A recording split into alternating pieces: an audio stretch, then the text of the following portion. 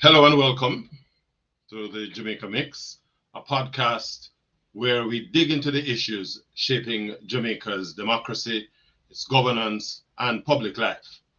I'm your host, Richard Blackford, and today we're going to take a look at Jamaica and its recovery efforts as the island grapples with the various challenges following the massive Hurricane Melissa that has devastated the western end of the island.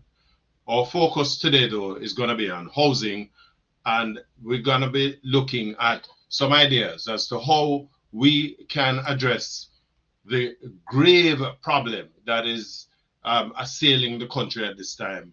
How do we get the thousands of Jamaicans who have lost everything, who at the same time have no land titles, no insurance, no resources?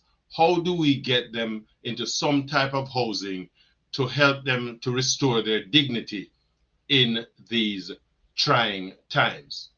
Now, again, it is the third week since Hurricane Melissa has ripped through the island, leaving a trail of destruction from St. Thomas to Hanover.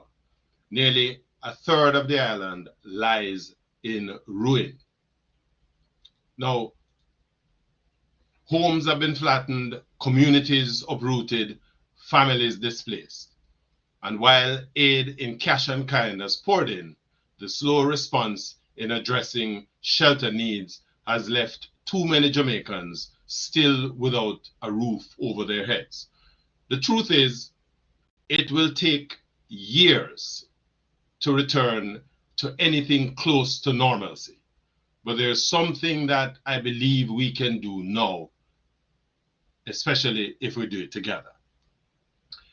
Just imagine if Jamaica's building and construction companies each dedicated just a single week of their operations per month for the next 3 to 4 months to rebuilding efforts in the worst affected parishes. Engineers, masons, electricians, carpenters, plumbers could be mobilized in parish-based teams working shoulder to shoulder to rebuild homes for families who have lost everything. Now, of course, this would not be for charity. It wouldn't be charity. It would be nation service, if you will. Each parish taking responsibility for another parish. So you're in St. Anne, St. Mary, you're going down to St. James, Westmoreland, St. Elizabeth, the badly affected parishes, putting in this collective effort which could impact not just the collective, but could also become very transformative. But why stop there? Private citizens, skilled or not, could also be part of this movement. Imagine community brigades, groups of volunteers from churches, schools, service clubs, and diaspora networks joining forces with professionals to lend hands, paintbrushes, and hope. This, in my opinion, could be Jamaica at its best. Self-reliant, compassionate, and most definitely united. The efforts and the benefits could go far beyond reconstruction. Communities would rebuild trust and solidarity. Skilled tradesmen could mentor youth and help to train the next generation. Idle hands, a lot of them displaced by the ravages of the hurricane, would find some purpose. And of course, the government would see firsthand the power of citizen-driven recovery. The question is not if we can do it, but when will we start?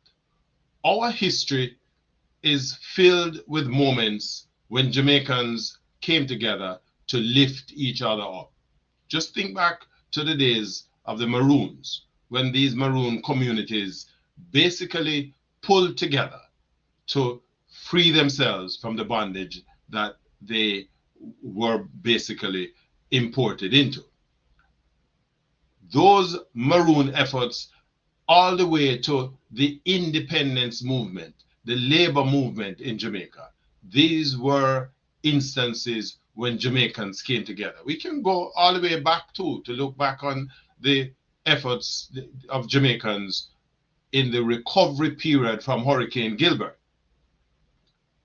We can all do this if we just simply are willing to pool these efforts. Now, the resources are in Jamaica.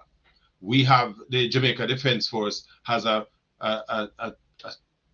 well-structured construction brigade. Imagine them taking their own that professionalism and molding that with the efforts of this collective group. I believe that we can do it. With this kind of effort, we definitely will be able to bring Jamaicans back. We're not saying that we're going to be building construction, concrete constructed houses for people, because that costs a lot of money. Any kind of construction is going to cost money. But if we are going to be willing to pool our efforts, we can, in the same way we're begging donations for food and clothing and so on. Let's try to get people in a more independent vein. Let's ask for building materials, donations. There are companies in countries around the world who are going to be more than willing to provide us with the construction material. And if it becomes necessary, the government of Jamaica can consider providing some incentives, especially for the private sector companies who are donating this time. Tell me what you think about what I think. Is it that far-fetched that we cannot, as a set of Jamaicans, think about doing something that will benefit each Jamaican who at this point in time don't have anything? We're looking at a lot of these people have some sort of a structure that may still be standing. Some may just need to have roofs put back on. These are the little step-by-step processes. What we need to do is to prioritize, look at those areas worst hit. How do we get people? We're not saying we're going to build 3 and 5 bedroom homes for anybody. But once you get a structure up, 4 walls, a roof, a couple of windows and a door, so people can at least begin to reclaim their dignity. Because once a person's dignity is intact, it provides them with the impetus to move forward.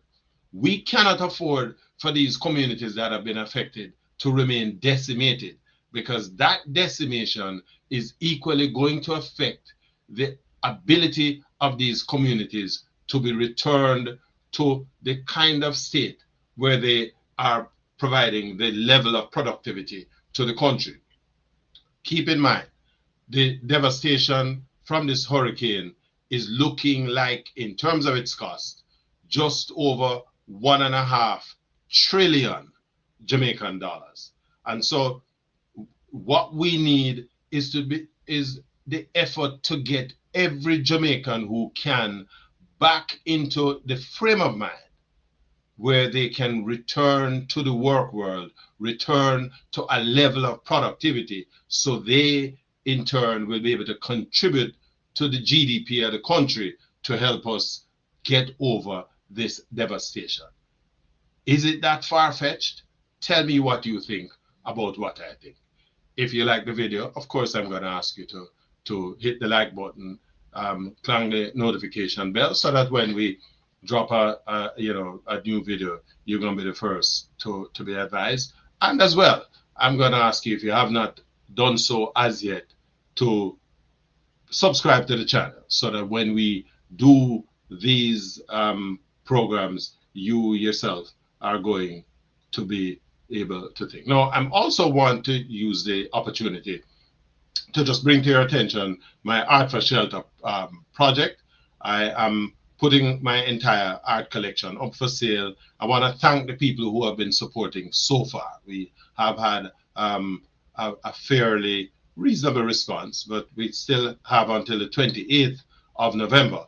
And I am looking to contribute a good 30% of all the revenues generated from this effort into this Art for Shelter project to help rebuild the lives that have been disrupted in Jamaica. Can't do it for everybody, but at least be able to put something in the coffers. So, you know, go to my website at yardmedia.com, and I will post the link in the description of this video, and do what you can. If you buy an original art or print, 30% of those revenues going into this project. I want to thank you again for your time and your support. Until we drop the next video, more time. Check out the website. Respect.